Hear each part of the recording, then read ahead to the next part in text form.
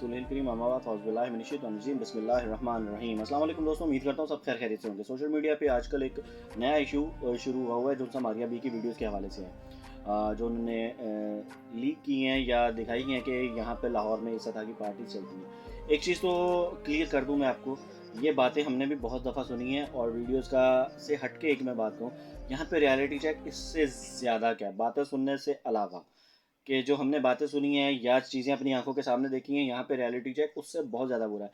ये एक upper class के बारे में तो चीज़ शो की गई है, लेकिन रियलिटी चेक ये है कि गुर्बत का आलम ये है, निचली सतह पर आम लोग अपनी गुर्बत और अपने पेट की खातिर इससे कहीं गुना ज़्यादा आगे जा चुके हैं।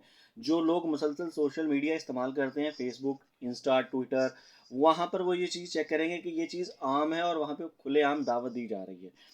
और बताया जा रहा है और सिर्फ ना सिर्फ ये बल्कि उनके बाकायदा ग्रुप्स बने हुए हैं फेसबुक, व्हाट्सएप, इंस्टा, ट्विटर के ऊपर कि जनाब आप लोग यहाँ पर सिर्फ यही मुख्तस लोग आएँ, इंजॉय करें और चीज़ों को चलाते जाएँ।